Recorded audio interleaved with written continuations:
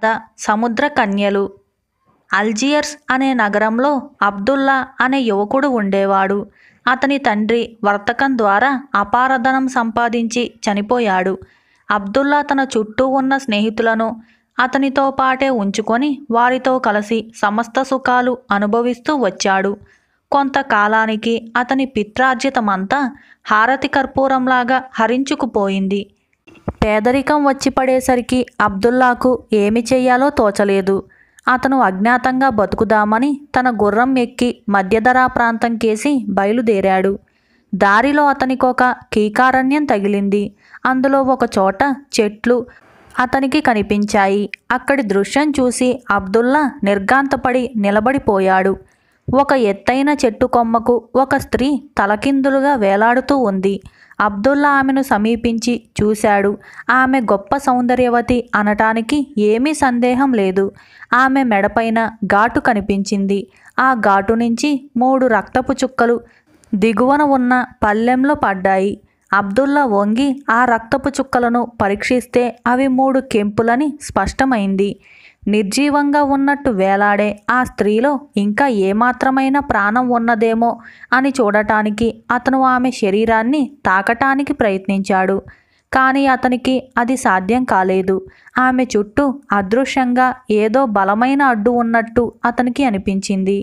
తరువాత అతను నేల మీద ఉన్న పళ్ళెంలోని 3 కెంపులలో ఒకటి తీసుకొని తన తలపాగాలో దాచుకొని ఇదంతా నా భ్రమ అని ఎవరైనా అంటే నిజమని నిరూపించటానికి ఇది పనికి వస్తుంది అని అతను తన వద్దనే ఉంచుకొని ముందుకు సాగి కాలక్రమాన ఒక నగరం చేరుకున్నాడు. అదే నగరంలో ఉండే సుల్తానుకు ఒక కుమార్తె ఉంది. ఆమె అందగత్తె మాత్రమే కాదు, మంత్రశాస్త్ర జ్ఞానము భవిష్య జ్ఞానము కూడా తెలుసు ఆమెకు. సుల్తాను దగ్గర ఉండే వజీరుకి ఒక కొడుకు ఉండేవాడు. సుల్తాను కుమార్తెకు వజీరు కుమారుడికి పెళ్లి చేద్దామని పెద్దవాళ్ళిద్దరూ నిశ్చయించారు.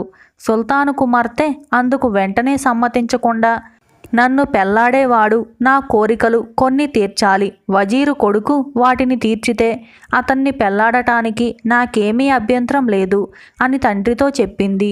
ఏమిటా కోరికలు అని సుల్తాను అడిగాడు. మొదటిది, నాకు 3 కెంపులు కావాలి, నన్ను పెళ్లాడేవాడు వాటిని తేవాలి అన్నది సుల్తాను కుమార్తె. నీకేమైనా మతిపోయిందా ఏంటి? మన దేశంలో కెంపులు ఎక్కడున్నాయి అన్నాడు సుల్తాను. ఎక్కడి నుంచి తెచ్చినా నాకు ఒకటే, వాటిని మటుకు తెచ్చి తీరాల్సిందే అన్నది సుల్తాను కూతురు. ఆమె ఇలా మొండికేసేసరికి వజీరు కెంపులు గలవాళ్ళు తమ వద్ద ఉన్న కెంపులను తెచ్చి ఇక్కడ ఇస్తే వారికి అపారమైన బహుమానాలు లభిస్తాయని చెప్పి చాటింపు వేయించాడు. అబ్దుల్లా తన వద్ద ఉన్న కెంపు తీసుకొని సుల్తాను వద్దకు వెళ్ళి తన వద్ద ఈ ఒక్క కెంపే ఉన్నదని చెప్పి ఆయనకు సమర్పించుకున్నాడు. సుల్తాను కుమార్తె దాన్ని చూసి ఇది చాలా అందంగా ఉంది, కానీ నాకు 3 కెంపులు కావాలి, ఒక్కదానితో పని జరగదు అన్నది తన తండ్రితో. ఉన్నది ఒక్కటే, మరి 2 తెమ్మంటే ఎక్కడి నుంచి తెచ్చేటట్టు అన్నాడు సుల్తాను. ఒకటి తెచ్చినవాడే మిగతా 2 కూడా తేగలడు అన్నది కూతురు. సుల్తాను అబ్దుల్లాను పిలిపించి మరి 2 కెంపులు కావాలి, అవి తెస్తే నీవు కోరిన బహుమానం ఇస్తాను, లేకపోతే నీ తల తీయిస్తాను అని అన్నాడు. చిత్తం అని అబ్దుల్లా ఇంటికి తిరిగి వచ్చి తన దుకాణం మూసేసి కత్తి చేతపట్టి గుర్రం ఎక్కి అరణ్యంలోకి వెళ్ళాడు. ఆ స్త్రీ ఇంకా చెట్టు కొమ్మకు అలాగే వేలాడుతూ ఉండటం అతని కంట పడింది. ఇంతలో పెద్దగా మెరుపు మెరిసి ఉరిమింది. వేలాడే స్త్రీ ముందు ఒక మాంత్రికుడు నల్లని దుస్తులు ధరించి ప్రత్యక్షమయ్యాడు. అతను వేలాడే స్త్రీని దింపి నేల మీద పడుకోబెట్టి మంత్రదండంతో ఆమె మెడ మీద ఉన్న గాయాన్ని తాకాడు. వెంటనే ఆమె ఏమీ జరగనట్టు లేచి నిలబడింది. అప్పుడు ఆమె అబ్దుల్లా కంటికి ఇంకా ఎన్నో రెట్లు అందంగా కనపడింది. ఇప్పటికైనా నన్ను పెళ్లాడటానికి అంగీకరిస్తావా అన్నాడు మాంత్రికుడు. నన్ను 1000 ముక్కలుగా నరికినా కానీ నిన్ను పెళ్లాడను అన్నదామె. వెంటనే మాంత్రికుడు తన చేతిలో ఉన్న కొరడా ఎత్తి ఆమెను బలంగా కొట్టాడు. వాడు మళ్ళీ కొరడా ఎత్తి ఆమెను రెండోసారి కొట్టే లోపుగా అబ్దుల్లా మాంత్రికుడి వెనుకగా వెళ్ళి తన కత్తితో వాడి మెడ మీద నరికాడు. ఆమె పరిగెత్తుకుంటూ వచ్చి అబ్దుల్లాను ఆలింగనం చేసుకొని, నన్ను రక్షించారు, నేను యావజ్జీవం ఇక మీకు బానిసను అన్నది. ఆమె అతనికి తన కథంతా చెప్పింది. ఆమె పేరు కెంపు. ఆమె ఒక సముద్రరాజు కూతురు. 1 ఏడాది క్రితం ఈ మాంత్రికుడు తన మాయా ప్రభావంతో ఆమెను తెచ్చి రోజూ తనను పెళ్లాడమని ఇబ్బంది పెడుతూ ఉన్నాడు. ఆమెను చెట్టుకు వేలాడదీసి మెడమీద ఘాటు పెట్టి ఆమె రక్తపు చుక్కలు కెంపులుగా మారితే వాటిని సంగ్రహిస్తాడు. దేవుడి దయవల్ల నీకు వాడి నుంచి ఇప్పుడు విముక్తి లభించింది కనుక నన్ను పెళ్లాడగలవా అని అబ్దుల్లా కెంపును అడిగాడు. తప్పక పెళ్లాడతాను, కానీ ముందు పెళ్లికి కావలసిన ఏర్పాట్లు చూడాలి. నన్ను సముద్ర తీరానికి తీసుకుపోండి అన్నదామె. ఆమెను అబ్దుల్లా తన గుర్రం మీద ఎక్కించుకొని సముద్ర తీరానికి వెళ్ళాడు. తాను తిరిగి వచ్చిందాకా అక్కడే ఉండమని చెప్పి కెంపు సముద్రంలోకి దూకింది. ఇలా కొద్ది గంటలు గడిచాయి. ఆమె ఇక రాదని అబ్దుల్లా నిరాశపడుతూ ఉండగా సముద్రం మీది నుంచి పెద్ద ఊరేగింపులాగా గుర్రాలెక్కిన వాళ్ళు, ఒక మేన, బోయిలు, సాయుధ భటులు వచ్చారు. మేనా తలుపులు తెరిచే ఉన్నాయి. దాని లోపల బంగారు జలతారు దుస్తులు ధరించి కెంపు కూర్చొని ఉంది. అబ్దుల్లా ఆమెను సపరివారంగా తన ఇంటికి తీసుకుపోయి వైభవంగా వివాహమాడి వారం రోజుల పాటు విందులతోనూ వినోదాలతోనూ గడిపాడు. అబ్దుల్లా తిరిగి వచ్చాడని తెలిసి సుల్తాను అతన్ని పిలిపించి కెంపులేవి అని అడిగాడు. నేను నా పెళ్లి సందట్లో కెంపుల మాట మరిచానండి, వాటిని తెచ్చి ఇస్తాను, 1 నెల రోజులు వ్యవధి ఇవ్వండి అన్నాడు అబ్దుల్లా. 1 నెల రోజులలో కెంపులు తీసుకురాకపోతే నీ తల పోతుంది అన్నాడు సుల్తాను. అబ్దుల్లా విచారంతో తిరిగి రావటం చూసి అతని భార్య కారణం అడిగింది. అబ్దుల్లా కెంపుల మాట చెప్పాడు. ఆమె వెంటనే కత్తితో తన చేతికి గాయం చేసి 2 పెద్ద రక్తపు బొట్లను రాల్చింది. వెంటనే అవి కెంపులుగా మారాయి. వాటిని అబ్దుల్లా సుల్తానుకు సమర్పించాడు. సుల్తాను ఈ 2 కెంపులను కూడా తన కుమార్తెకిచ్చి, నీ కోరిక తీరినట్టేనా అని అడిగాడు. 1 కోరిక తీరింది, ఇంకొకటి ఉన్నది. 1 హారానికి సరిపడే పెద్ద ముత్యాలు కావాలి. నన్ను పెళ్లాడదలిచినవాడు ఆ ముత్యాలు తేవాలి అన్నదామె. ఈ దేశంలో ముత్యాలు ఎక్కడ దొరుకుతాయి అన్నాడు సుల్తాను. కెంపులు దొరికిన వాడికి ముత్యాలు మాత్రం దొరకవా ఏమిటి అన్నదామె. సుల్తాను మరోసారి అబ్దుల్లాను పిలిపించి, నా కుమార్తెకు ముత్యాల హారం కావాలట, హారానికి సరిపడినన్ని పెద్ద ముత్యాలు తీసుకురా, 1 నెల రోజులు గడివిస్తాను అని అన్నాడు. చిత్తం అని అబ్దుల్లా ఇంటికి తిరిగి వెళ్ళి తనకు సంప్రాప్తమైన కొత్త బెడద గురించి తన భార్యకు తెలిపాడు. దానికేం భాగ్యం, ముత్యాలు కూడా ఇద్దాం అంటూ ఆమె 1 కాగితం మీద ఏదో రాసి అబ్దుల్లా చేతికిచ్చి, ఈ కాగితాన్ని సముద్రం మీద విసిరివేసి జవాబు కోసం ఓపికగా వేచి ఉండు అని చెప్పింది. అబ్దుల్లా సముద్ర తీరాన్ని చేరుకొని కెంపు రాసిన లేఖను సముద్రం మీదికి విసిరేసి అక్కడే నిలబడ్డాడు. కొద్దిసేపటికల్లా సముద్రం మీది నుంచి మరొక ఊరేగింపు బయలుదేరి వచ్చింది. ఈసారి మేనాలో కెంపును పోలిన మరొక కన్య ఉంది. ఆమె పేరు ముత్యం. అబ్దుల్లా ముత్యాన్ని కూడా తన ఇంటికి తెచ్చుకొని మొదటి భార్య అనుమతితో ఆమెను పెళ్లాడాడు. కెంపు, ముత్యము అక్కా చెల్లెళ్ళు. పెళ్లి సందడి తగ్గిపోయాక అబ్దుల్లా కెంపుకు సుల్తాను కోరిక జ్ఞాపకం చేశాడు.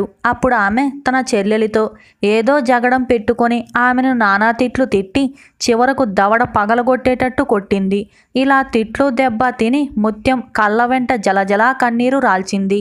ఆ కన్నీటి బిందువులు నేలను తాకగానే మేలి ముత్యాలుగా మారిపోయాయి. అబ్దుల్లా వాటిని తీసుకుపోయి సుల్తానుకిచ్చాడు.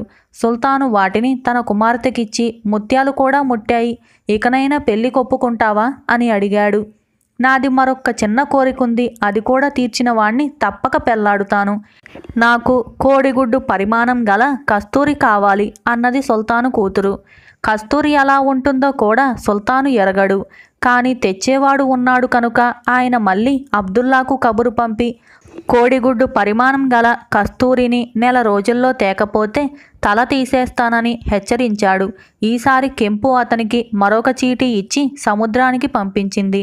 తన 2వ చెల్లెలైన కస్తూరిని తెప్పించి ఆమెను కూడా అతనికిచ్చి పెళ్లి చేసింది. ఈ పిల్ల ఒంటి నుంచి ఎప్పుడూ కస్తూరి వాసన రావటం అబ్దుల్లా గమనించాడు.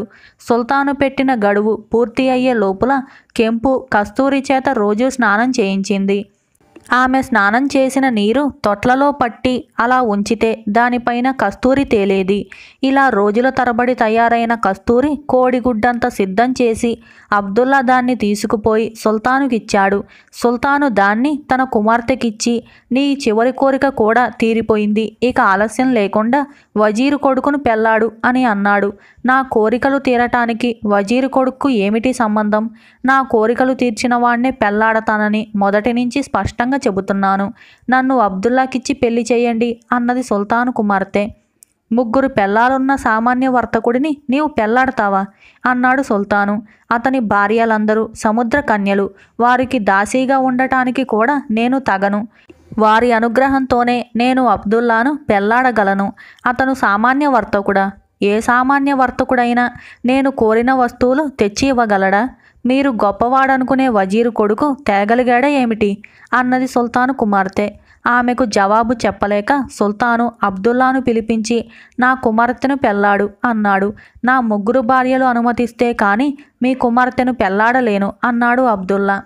సుల్తాను సముద్ర కన్యలకు అంతులేని కానుకలు తీసుకుపోయి వారిని బతిమాలిన మీదట వారు అబ్దుల్లా వివాహానికి అనుమతిచ్చారు.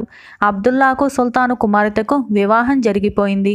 అబ్దుల్లా తన భార్యలను 4 సమంగా చూసుకుంటూ సుఖంగా కాలక్షేపం చేసి సుల్తాను పోయిన అనంతరం తానే సుల్తాను అయి జనరంజకంగా పరిపాలించాడు. ఈ విధంగా సముద్ర కన్యలు అనే ఈ కథ సమాప్తమైంది. భార్యాభర్తలు. ఒక ఊళ్ళో రామయ్య, రాధమ్మ అనే దంపతులు ఉండేవారు. వారు సంపన్నులే కానీ వారికి ఎంతకాలానికి సంతానం కలగలేదు. సంతానం కోసం వారు అనేక వ్రతాలు చేసి చివరకు తీర్థయాత్రలు చేస్తూ బయలుదేరారు. వారు కాశీలో గంగా స్నానం చేస్తూ ఉండగా రాధమ్మకేసి ఒక పళ్ళెం తేలుతూ వచ్చింది. ఆమె దాన్ని అందుకొని చూస్తే ఆ పళ్ళెంలో కొద్దిగా పసుపు నీళ్లు, అందులో కదులుతూ ఒక పాము పిల్ల ఉన్నట్టు అనిపించింది. కానీ మళ్ళీ చూస్తే అది పాము పిల్ల కాదని, పాము ఆకారంలో ఉన్న ఆభరణమని ఆమెకు తెలిసింది. అది గంగాదేవి తనకిచ్చిన కానుక అనుకొని రాధమ్మ మురిసిపోయి ఆ పళ్ళాన్ని తన బసకు తీసుకుపోయి పూలతో పూజించింది. అయితే మర్నాడు ఉదయం ఆమె తనకు దొరికిన పళ్ళాన్ని చూస్తే అందులో నాగాభరణానికి మారుగా ఒక చక్కని మగబిడ్డ కనిపించాడు. రాధమ్మ అమితానందంతో ఆ బిడ్డను ఇంటికి తెచ్చుకొని తన బిడ్డలాగే పెంచుకొని తనకు సంతానం లేని కోరిక తీర్చుకుంది. ఆ పిల్లవాడికి తల్లిదండ్రులు ముద్దుగా గంగాదత్తుడు అని పేరు పెట్టుకున్నారు. గంగాదత్తుడు పెరిగి పెద్దవాడయ్యాడు. అతను చాలా బుద్ధిమంతుడు, మంచి కొడుకు అనిపించుకున్నాడు. యుక్త వయసు రాగానే అతనికి సుందరి అనే చక్కని కన్యనిచ్చి పెళ్లి చేశారు.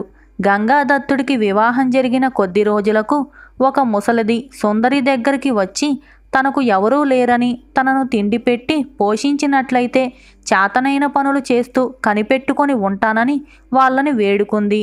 సుందరి ఆ ముసలిదాన్ని చూసి జాలి పడిపోయి ఆమె కోరిక ప్రకారం తన వద్ద ఉండటానికి అంగీకరించింది.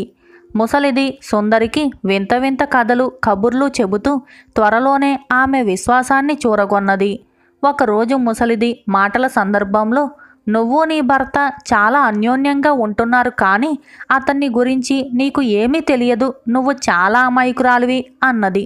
సుందరి పౌరుషంగా, నా భర్తను గురించి నాకు సమస్తమూ తెలుసు, ఆయన మనసులో ఉండే ప్రతి చిన్న విషయము నేనెరుగుదును అన్నది గర్వంగా. ముసలిది నవ్వి, నీకు నీ భర్త అసలు పేరే తెలియదు అన్నది. అంత చోద్యంగా మాట్లాడకు, ఆయన పేరు గంగాదత్తుడు కాదా అని సుందరి అడిగింది. కాదు, అతని అసలు పేరేమిటో మనకెవ్వరికీ తెలియదు, నువ్వు అడిగి చూడు, నీ మీద నిజంగా ప్రేమ ఉన్నవాడైతే చెప్పకపోతాడా? ఆ పేరుతో పాటు నీ భర్తను గురించి ఇంకా ఎన్నో అద్భుత విషయాలు తెలుస్తాయి అన్నది ముసలిది. ఆ రాత్రికి సుందరి, ఏమండి, మీ అసలు పేరేమిటో చెప్పరు అని అడిగింది. గంగాదత్తుడు ఆ మాటకు తుల్లిపడి, నా అసలు పేరా? అడగకు అన్నాడు కంగారుగా. అతనికి వేరే పేరున్నదని సుందరికి రూఢి అయిపోయింది. అతని చేత ఆ పేరు చెప్పించాలన్న పట్టుదల కూడా ఇంకా పెరిగింది. చెప్పి తీరాలని ఆమె పంతం పట్టింది. అతను ఎంతసేపు ఆ మాట అడక్కు అన్నాడే తప్ప తన అసలు పేరు చెప్పనే లేదు. తెల్లవారిందాకా ఇద్దరు పట్టు విడవలేదు. తెల్లవారగానే గంగాదత్తుడు సుందరితో, నేను నీకు నా పేరు చెప్పాల్సిందే అంతేనా? నీ పట్టు విడవ్వా అన్నాడు. చెప్పి తీరాల్సిందే, చెప్పరాదని మీకా పట్టు ఎందుకు అన్నది సుందరి. అయితే నా వెంటరా అంటూ అతను తమ తోటలో ఉన్న కొలను దగ్గరికి దారి తీశాడు. సుందరి అతని వెంట వచ్చింది. ఇప్పటికైనా మించిపోలేదు, నీ ఉద్దేశం మార్చుకుంటావా అన్నాడు గంగాదత్తుడు.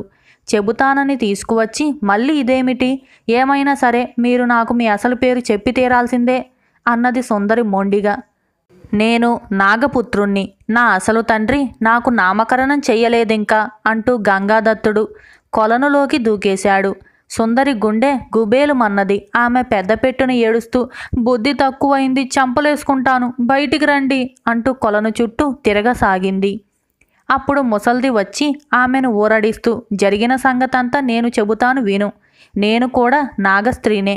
నీ భర్త ఒక నాగరాజు కొడుకు. పుట్టటమే జీవం లేకుండా పుట్టాడు. సూర్యరశ్మి తాకితే చైతన్యం వస్తుందని నేనే ఆ బిడ్డను ఒక పల్లెంలో గంగ గుండా భూమిపైకి తెచ్చాను. కానీ నా ఏమరుపాటు వల్ల పల్లెం గంగా ప్రవాహంలో కొట్టుకుపోయింది. ఎంత వెతికినా దొరకలేదు. నాగరాజు నా పైన చాలా కోప్పడ్డాడు. అతను మనిషి స్పర్శ వల్ల మనిషిగా మారి ఇక్కడ పెరుగుతున్నట్టు ఇటీవలనే నాకు తెలిసింది. అతన్ని తీసుకురమ్మని నాగరాజు నన్ను పంపాడు.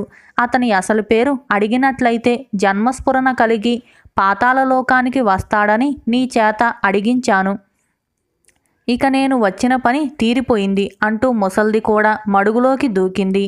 సుందరి సమయస్ఫూర్తితో ముసలిదాని చెంగు పట్టుకొని తాను కూడా మడుగులోకి దూకింది. ఇద్దరూ పాతాళలోకం చేరాక ముసలిది, సాహసం చేసి నువ్వు కూడా వచ్చేశావా? అయితే ఇక్కడే ఉండు. నీ భర్త ఏ స్థితిలో ఉన్నాడో నేను ఇప్పుడే చూసి వస్తాను అంటూ అక్కడి నుంచి వెళ్ళిపోయింది. కాసేపటికి ఆమె తిరిగి వచ్చి, నీ భర్త ఈ పక్కనే గదిలో నిద్రపోతున్నాడు. అతని పక్కనే కాసేపట్లో అతని తల్లి భోజనం పెట్టి పోతుంది. నువ్వు వెళ్ళి గదిలో దాక్కో. అతను తిని వదిలేసిన ఆహారాన్ని అతను లేకుండా చూసి తినేయి. తరువాత అతని ఎదుటపడి ఏం చెప్పుకుంటావో, ఎలా అతన్ని వశపరుచుకుంటావో అదంతా నువ్వే చూసుకో అన్నది. ముసల్ది ఆమెను గంగాదత్తుడు నిద్రపోతున్న గదిలోకి పంపింది. సుందరి ఆ గదిలోనే ఒక రహస్య ప్రదేశంలో దాక్కుంది. ముసలిది చెప్పినట్టే నాగరాజు భార్య పల్లెంలో భోజనం తెచ్చి నిద్రపోతున్న వాడి సమీపంలో పెట్టి వెళ్ళిపోయింది. కొంతసేపటికి అతను లేచి ఆహారం చూసి తినటం ప్రారంభించాడు. కానీ అతనికి ఏమీ సహించినట్టు లేదు. కొద్దిగా తిని చెయ్యి కడుక్కోవటానికి వెళ్ళిపోయాడు. వెంటనే సుందరి తాను దాగిన రహస్య ప్రదేశం నుంచి యువతలకి వచ్చి అతను వదిలేసిన ఆహారం తిని మళ్ళీ వెళ్ళి దాక్కుంది. గంగాదత్తుడు తిరిగి వచ్చి ఖాళీ పల్లెం చూసి, ఏమిటిది? ఈ పల్లెంలో ఎవరు ఖాళీ చేశారు అన్నాడు పైకి. నేనే అంటూ సుందరి అతని ఎదుటికి వచ్చి, నన్ను క్షమించండి, మీతో పాటు నన్ను కూడా ఇక్కడే ఉండనివ్వండి అని బతిమాలుకుంది. ఆమెను చూడగానే అతనికి సంతోషం వేసింది. కానీ మరుక్షణమే విచారంగా, అదెలా సాధ్యం? నువ్వు మనిషివి, నా తండ్రి చండశాసనుడు. నిన్నిక్కడ చూస్తే ప్రాణాలతో విడిచిపెట్టడు. నువ్వు ముందు ఎక్కడైనా దాక్కో అన్నాడు. సుందరి తల వంచుకొని దిగులుగా, నన్ను ఎక్కడ దాస్తారు? ఎంతకాలం దాస్తారు? నేను చేసిన పాపానికి నేనే శిక్ష పొందాలి. మీరు నన్ను క్షమిస్తే చాలు. మీ తండ్రి నన్ను చంపినా కానీ నాకేమీ అభ్యంతరం లేదు. ప్రాణాలు కాపాడుకోవటానికి నేను ఈ లోకం వదిలి మటుకు పోను అన్నది. గంగాదత్తుడు కొంచెం ఆలోచించి, ఈ చిక్కు నీది మాత్రమే కాదు, నాది కూడాను. నువ్వెక్కడే ఉండు అంటూ వెళ్ళిపోయాడు. అతను తిన్నగా నాగరాజు వద్దకు వెళ్ళి, నా కోసం నా భార్య కూడా వచ్చేసింది. ఆమెకు మీరు ఏ శిక్ష విధిస్తారో నాకు అదే విధించండి. ఎందుచేతనంటే నన్ను విడిచి ఆమె ఉండలేనట్టే ఆమెను విడిచి నేను ఉండలేను. ఇక్కడికి చేరాక నాకు తిండి కూడా సహించటం లేదు అని అన్నాడు. నాగరాజు తన కొడుకు కేసి చాలాసేపు చూసి, చాలా కాలం మనిషిలోకంలో ఉండి నీలో నాగలక్షణాలు లేకుండా పోయాయి. అందుకే మానవ భార్య కోసం తప్పించిపోతున్నావు. నువ్వు కోరినట్టు మీ ఇద్దరికీ ఒకటే శిక్ష ఇస్తాను. మీరిద్దరూ తిరిగి మానవలోకానికి వెళ్ళిపోండి అన్నాడు. నాగరాజు తన కొడుకును కోడలిని భూమిపైకి ఊరకే పంపలేదు. బోలెడన్ని రత్నాలు కానుకలిచ్చి మరీ పంపాడు. తరువాత గంగాదత్తుడు సుందరి సుఖంగా జీవించారు. ఈ విధంగా భార్యాభర్తలు అనే ఈ కథ సమాప్తమైంది. కనకమ్మ కథ. ఒక ఊళ్ళో ఒక పేద బ్రాహ్మణుడు ఉండేవాడు. ఆయనకి 2 కొడుకులు. ఇద్దరు ఒకణ్ణి మించిన వాడు ఇంకొకడు. తరువాత కొన్నాళ్లకు బ్రాహ్మణుడి భార్య గర్భవతి అయింది. ఆమెకు వేవిళ్లలో ఒక కోరిక పుట్టింది. వెలగకాయలు తినాలని, అవి తెచ్చిపెట్టమని కొడుకుల్ని బ్రతిమాలింది. ఆ ఊళ్ళో వెలగతోట ఎక్కడా లేదు. ఎట్లాగైనా తెచ్చిపెడతామని 2 కొడుకులు తల్లికి మాట ఇచ్చి బయలుదేరి వెళ్ళారు. కొంత దూరం వెళ్ళేసరికి దారికి అడ్డంగా ఒక అడవి వచ్చింది. అందులో జొరబడి ఇంకా కొంత దూరం ప్రయాణం సాగించారు. అలా వెళుతూ ఉండగా కొంత దూరంలో ఒక పెద్ద తోట వారికి కనిపించింది. వెంటనే ఇద్దరు ఒక్క అడుగులో తోటలోకి వెళ్ళారు. తోటంతా వెలగ చెట్లమయంగా ఉంది. తోట చుట్టూ చూశారు. ఎవరూ కనిపించలేదు. సరే కదా అని ఇద్దరు కావలసినన్ని కాయలు కోసుకొని ఒళ్ళో కట్టుకున్నారు. మన అమ్మ మనల్ని ఎంతో మెచ్చుకుంటుంది కదా అని ఇద్దరు సంతోషంతో పొంగిపోయారు. ఇంతలో ఉన్నట్టుండి ఒక రాక్షసుడు వాళ్ళకి ఎదురుగా వచ్చి నిలబడ్డాడు. ఆ తోట రాక్షసుడిదని వాళ్ళకేం తెలుసు పాపం. ఇద్దరూ ధైర్య సాహసాలు కలవాళ్ళు కాబట్టి ఆ రాక్షసుణ్ణి చూసి అంతగా భయపడలేదు. రాక్షసుడు కళ్ళెర్ర చేసి, ఓరి పిడుగుల్లారా, నా తోటలోకే జొరబడ్డారా? నిజం చెప్పండి, ఇవన్నీ ఎవరి కోసం తీసుకెళ్తున్నారు అని గర్జించి అడిగాడు. చెప్పకుంటే చంపుతాడేమో అన్న భయంతో మా అమ్మ కడుపుతో ఉంది, ఆమె కోరిక చెల్లించటానికి ఈ వెలగకాయలు తీసుకువెళ్తున్నాము అని చెప్పారు. కడుపుతో ఉంది అనే మాట వినేసరికి రాక్షసుడికి చాలా సంతోషం కలిగింది. రాక్షసుడు ఆ ఇద్దరిని చెరోచేత గట్టిగా పట్టుకొని, మీ అమ్మకు పుట్టబోయే బిడ్డను నాకు ఆహారంగా ఇస్తే మిమ్మల్ని వదిలిపెడతాను, లేకుంటే ఇప్పుడే ఇద్దరిని గుటుక్కుమని మింగేస్తాను, ఏమంటారు అని రాక్షసుడు భీకరంగా బెదిరించి అడిగాడు. ప్రాణం మరచేతిలో పెట్టుకొని ఇద్దరు సరే అలాగే ఇస్తాములే అని చెప్పి తప్పించుకొని ఇంటికి వచ్చేశారు. కొడుకుల్ని చూసి చూడటంతోటే తల్లికి ఎక్కడా లేని ఆనందం కలిగింది. వాళ్ళు తెచ్చిన వెలగకాయల్ని పచ్చడి చేసుకొని తనివి తీరా తిన్నది. కానీ తన కొడుకులిద్దరూ ఆ రోజంతా ఓ మూల కూర్చొని వెక్కి వెక్కి ఏడవటం చూసి వాళ్ళమ్మకు ఏమీ తోచక, ఏం నాయనా, ఎందుకలా ఏడుస్తారు అని అడిగింది. మేము వెలగకాయలకు పోతే ఆ తోటలో మమ్మల్ని ఒక రాక్షసుడు పట్టుకొని మీ అమ్మకు పుట్టే బిడ్డను నాకు ఆహారంగా ఇస్తే మిమ్మల్ని వదిలిపెడతాను, లేకుంటే మింగేస్తాను అని బెదిరించాడు. మేము అలాగే ఇస్తామని చెప్పి తప్పించుకు వచ్చాము. మాకేమీ చేయటానికి తోచలేదు అని బోరుమని ఏడ్చారు. ఓస్, ఇంతే కదా, మీరు ఎందుకు దిగులు పడటం, ఆ సంగతి నేను చూసుకుంటాలే అని ఆమె వాళ్ళని ఓదార్చింది. ఇలా కొన్నాళ్ళు గడిచాక ఆమె ఒక ఆడపిల్లను కన్నది. ప్రతిమలాంటి ఆ బిడ్డకు ముద్దుగా కనకమ్మ అని పేరు పెట్టారు. ఎంతో అల్లారు ముద్దుగా పెంచుతూ ఉన్నారు. ఈ సంగతి ఎలాగో ఆ రాక్షసుడి చెవిన పడ్డది. ఇంకేం, అమాంతంగా కనకమ్మను తినాలని బుద్ధి పుట్టింది. ఒకనాడు రాత్రి ఆ రాక్షసుడు బ్రాహ్మణుడి ఇంటిలోకి జొరబడ్డాడు. బ్రాహ్మణుడి భార్య తన బిడ్డకు పాలిస్తూ ఉంది. ఆ సమయంలో వాడు ఆమె దగ్గరకు వచ్చి, బిడ్డనిస్తావా, మిమ్మల్ని అందరినీ చంపమంటావా అని బెదిరించాడు. బ్రాహ్మణుడి భార్య తెలివిగా, ఇంకా సంవత్సరమైనా దాటలేదు కదా, ఇంకా కాస్త పెరగనివ్వు, నీకే ఇస్తాను అని సమాధానం చెప్పింది. రాక్షసుడు ఆమె మాటకు ఏమీ అడ్డం చెప్పకుండా, సరే, పండు బాగా మాగితేనే కదా తియ్యగా ఉంటుంది, మాగిన తర్వాతే వస్తాను, అప్పుడైనా ఇవ్వకపోతే మిమ్మల్ని అందరినీ చంపుతాను అని చెప్పి తన దారిన తాను వెళ్ళిపోయాడు. కనకమ్మకు 7 సంవత్సరాలు దాటాయి. ఒకరోజు బ్రాహ్మణుడి భార్య కనకమ్మతో, ఏం చెప్పమంటావే తల్లి, ఇక నీ ప్రాణమంతా ఆ రాక్షసుడి చేతిలోనే ఉంది, వాడి చేతిలోంచి నీ సామర్థ్యం కొద్దీ తప్పించుకోవాలి అని కళ్ళనీళ్లు పెట్టుకుంది. కనకమ్మ వీళ్ళందరికన్నా చాలా తెలివైంది కనుక, నీకెందుకమ్మా ఆ గొడవ, రాక్షసుడు నన్నేమీ చేయలేడు, వాడి సంగతి నేను చూస్తానులే అని తల్లికి ధైర్యం చెప్పింది. ఆ మరుసటి రోజే రాక్షసుడు కనకమ్మ ఇంటికి వచ్చాడు. ఎవ్వరూ ఏమీ మాట్లాడకుండా కనకమ్మను రాక్షసుడి వెంట ఏడుపు దిగమింగుకుంటూ సాగనంపారు. రాక్షసుడు కనకమ్మను భుజం మీద ఎక్కించుకొని తన తోటదారి పట్టాడు. రాక్షసుడికి ఒక పెద్ద భవనం ఉంది. ఆ భవనం నిండా వింత వింత వస్తువులు ఉన్నాయి. కనకమ్మను ఆ భవనంలో దింపి రాక్షసుడు వేట కోసం అడవికి వెళ్ళాడు. కనకమ్మ భవనం చుట్టూ తిరిగి చూసింది. ఎన్నడూ చూడని వింత వస్తువులన్నీ ఆమెకు కనిపించాయి. ఆమెకు సంతోషాన్ని చేకూర్చాయి. తల్లిదండ్రుల మాట కూడా మర్చిపోయిందామె. ఒకనాడు కనకమ్మ భవనం చుట్టూ తిరిగి వస్తుండగా అక్కడ ఒక చక్కని గంధపు స్తంభం కనిపించింది. ఆ స్తంభం చాలా పెద్దది. అందులో ఒక ప్రక్క చిన్న శీల ఉంది. కనకమ్మ ఆ శీలను చేతితో అదిమింది. వెంటనే స్తంభంలో నుంచి ఒక తలుపు తెరుచుకుంది. కనకమ్మ తెల్లబోయింది. అయినా ఇది ఒకందుకు మంచిదే అని తీర్మానించుకొని స్తంభం లోపలికి వెళ్ళి తలుపు మూసుకుంది. ఆ స్తంభం సంగతి ఇన్నాళ్ల నుంచి ఆ ఇంట్లో ఉంటున్న రాక్షసుడికి తెలియదు. రోజు వాడు వేటకు వెళ్ళి తిరిగి వచ్చేలోపుగా కనకమ్మ స్తంభంలో నుంచి బయటకు వచ్చి ఉద్యానవనమంతా ఒక్కసారి తిరిగి వచ్చి మరలా స్తంభంలోకి పోయి తలుపు మూసుకునేది. రాక్షసుడు ప్రతిరోజు కనకమ్మ కోసం భవనమంతా వెతికేవాడు. కనకమ్మ కనకమ్మ అని పెద్ద పొలికేక పెట్టి పిలిచేవాడు. స్తంభంలో ఉండే కనకమ్మ ఇక్కడే ఉంటున్నాను అని సమాధానం చెప్పేది. రాక్షసుడికి స్తంభం కూడా మాట్లాడుతుందా అని అనుమానం వేసింది. ఈ స్తంభాన్ని ఇక్కడ ఉంచటమే తప్పని 2 చేతులతో బలం కొద్దీ స్తంభాన్ని పీకి భుజం మీద పెట్టుకొని పక్క ఊరిలోని ఒక ఉద్యానవనంలో పారేశాడు.